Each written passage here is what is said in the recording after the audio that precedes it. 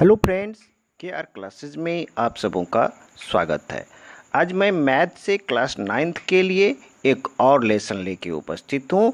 Euclid की ज्यामिति से यूक्लिड की अभिधारणाएं। तो फ्रेंड्स, चलिए इस लेसन को शुरू करते हैं और कुछ सीखते हैं। यदि आप हमारे चैनल को अभी तक सब्सक्राइब नहीं किए तो प्लीज़ इस चैनल को सब्सक्राइब करिए, बेल आइकन को प्रेस करिए और लाइक शेयर कमेंट जरूर करिए। तो चलिए इस लेसन को शुरू करते हैं और कुछ सीखते हैं। तो यहाँ पर देखते हैं यूक्लिड की अभिधारणाएं। अभिधारणाएं ऐसी गणितीय सत्य हैं जिन्हें सिद्ध नहीं किया जा सकता है, लेकिन इन्हें स्पष्टता से समझा जा सकता है। अर्थात यूक्लिड ने जो अभिधारणाएं दिए हैं उसको अपने अंतर्ज्ञान या अपनी समझ के अनुसार से उसे स्पष्टता से समझा जा सकता है। अभिधारणाओं को बिना प्रमाण के ही गणित में स्वीकार लिया गया है। अर्थात क्योंकि अभिधारणाएं स्वयं सिद्ध होते हैं। अभिधारणाएं मुख्यतः ज्यामिति में 100% सही होते हैं।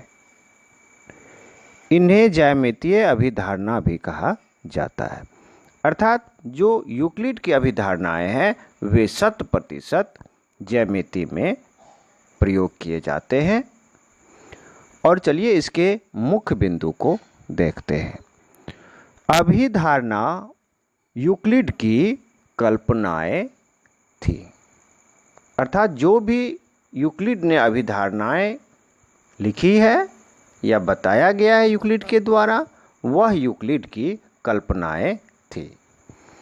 नेक्स्ट देख लेते हैं। अभिधारणा को सिद्ध नहीं किया जा सकता।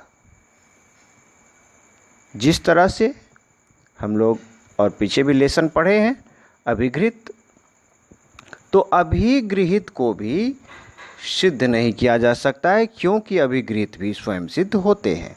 उसी तरह से अभिधारणा भी स्वयं सिद्ध होते हैं। अभिधारणा को बिना प्रमाण के ही सत्य मान लिया गया है। जिस तरह से अभिगृहित में, उसी तरह से इसकी अभिधारणाएं भी है। अभिधारणा को ज्यामितीय अभिधारणा भी कहा जाता है। ठीक है। और लास्ट है, अभिधारणाएं ज्यामिति में 100% सही होते हैं।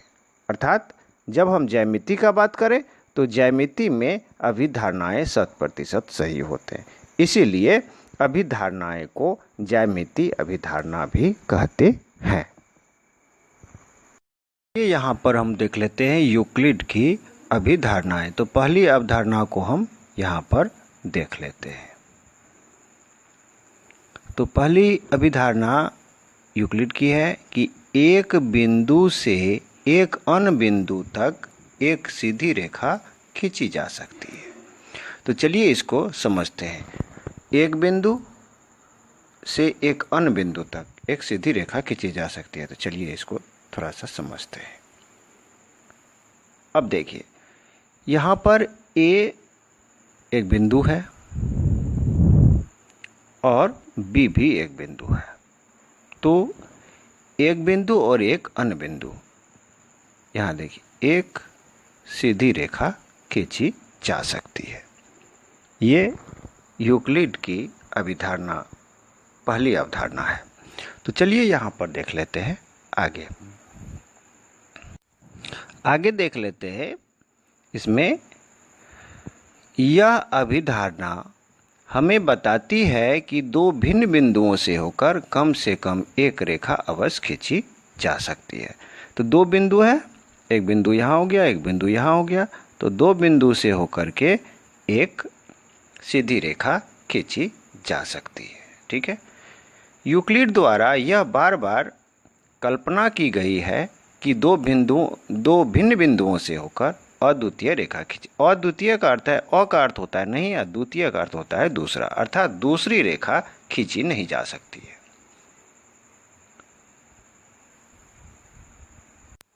तो यहाँ पर हम लोगों ने देखा कि एक बिंदु से एक अन्य बिंदु तक एक सीधी रेखा खींची जा सकती है। ये यूक्लिड की पहली अभिधारणा है। नेक्स्ट देख लेते हैं। यूक्लिड की दूसरी अभिधारणा है, एक शांत रेखा को निश्चित रूप से बढ़ाया जा सकता है। यदि शांत रेखा है, यूक्लिड की ये सेकेंड अभिधारणा है कि एक शांत रेखा को निश्चित रूप से बढ़ाया जा सकता है। और इसको देख लेते हैं। यूक्लिड ने रेखाखंड को ही शांत रेखा कहा था। अब यूक्लिड ने कहा कि शांत रेखा कौन है, तो शांत रेखा जो है वह रेखाखंड ही है, लाइन सेगमेंट। तो चलिए रेखाखंड हम किसे कहते हैं तो इसको भी समझेंगे और फिर आगे इस अभिधारणा को भी समझेंगे। अर्थात दूसरी अभिधारणा यह कहती है कि एक रेखाखंड को दोनों ओर विस्तृत करके एक रेखा बनाई जा सकती है। तो अब देखिए, यूक्लिड ने कहा, यहाँ पर समझते हैं कि एक रेखाखंड है, यहाँ से ये रेखाखंड है। ये क्या है? एक रेखाखंड है। रेखाखंड किसको बोलते हैं? ये रेखा का एक भाग है, एक टुकड़ा है। तो ये देखिए, ये यहाँ से इसको, ये रेखा है तो इसका एक भाग यहाँ से कर लिए तो ये हो गया रेखाखंड। ठीक है। अब रेखाखंड को ही यूक्लिड ने शांत रेखा कहा है। अब आगे कहता है कि दूसरी अभिधारणा यह कहती है कि रेखाखंड के दोनों ओर विस्तृत करके एक रेखा बनाई जा सकती है। यदि इसके दोनों छोर को आगे बढ़ाएं, देखिए इस तरह से आगे बढ़ाएं और इधर भी आगे बढ़ाएं तो ये रेखा बनाई जा सकती है। ये यूक्लिड की दूसरी अभिधारणाएं हैं। चलिए आगे भी देख लेते हैं। और तीसरी अभिधारणाएं हैं कि किसी को केंद्र मानकर और किसी त्रिज्या से एक वृत्त खींचा जा सकता है। अब देखिए, यहाँ पर क्या करते हैं, एक पॉइंट है जिसको हम केंद्र मान लेते हैं। फिर से देख लेते हैं इसको। ये देखिए पॉइंट है तो ये सेंटर है, ये केंद्र, इसको मान लेते हैं। ठीक है, केंद्र मान लिए और आपको एक त्रिज्या लेनी है। ठीक है, यहाँ से हम एक त्रिज्या ले लिए, सीधे मिलेंगे तो ये इसका त्रिज्या है। त्रिज्या से एक वृत्त खींचा जा सकता है। तो यहाँ से हम लोग आसानी से एक वृत्त को खींच सकते हैं। ठीक है, आप और गोल करके बनाएंगे। तो कहता है कि किसी को केंद्र मानकर, तो यहाँ पर हम केंद्र मान लिए। ठीक है, इसको फिर से दिखाते हैं। यहाँ पर हम केंद्र मान लिए और ये हमारा हो गया त्रिज्या। ठीक है, तो हम इससे क्या किए कि एक वृत्त को खींच लिए। ठीक है, ये तीसरी अभिधारणाएं हैं। नेक्स्ट देख लेते हैं। चौथी अभिधारणा देखते हैं कि सभी समकोण एक दूसरे के बराबर होते हैं। अब देखिए किस तरह से सभी समकोण एक दूसरे के बराबर होते हैं। तो चलिए, जैसे ये एक देख लीजिए, यहाँ पर दो रेखा है, एक दूसरे को क्रॉस करती है और यहाँ पर आप देख सकते हैं कि ये एक कोण यहाँ बन रहा है, एक कोण यहाँ, एक कोण यहाँ और एक कोण यहाँ। ठीक है, तो यहाँ भी ये 90 डिग्री, यहाँ भी 90 डिग्री का कोण बन रहा है। ठीक है, और यहाँ भी ये 90 डिग्री और यहाँ भी ये 90 डिग्री का कोण बन रहा है। अर्थात कहता है सभी समकोण एक दूसरे के बराबर होते हैं। अब देखिए, ये समकोण का अर्थ होता है 90 डिग्री। ठीक है, समकोण का अर्थ ही होता है 90 डिग्री, 90 डिग्री।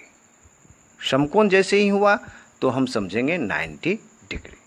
तो ये देखिए, ये भी 90 डिग्री और ये भी 90 डिग्री, ये भी समकोण, ये भी समकोण, तो ये और ये बराबर होगा। ये भी समकोण और ये भी समकोण, ये और ये बराबर होगा। ये समकोण और ये समकोण, तो ये भी दोनों बराबर होगा।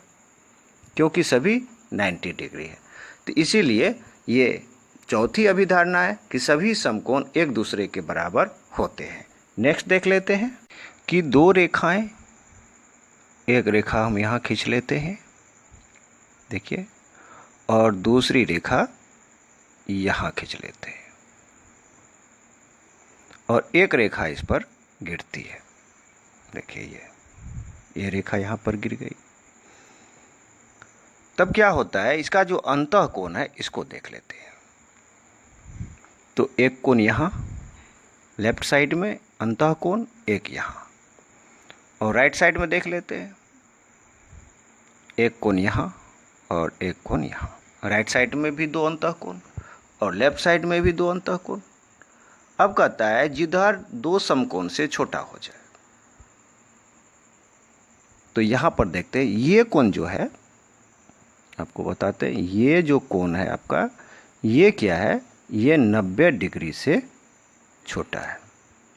ये कोण भी 90 डिग्री से, ये कोण क्या है, छोटा है, और ये कोण 90 डिग्री से बड़ा है। ये कोण भी 90 डिग्री से बड़ा है।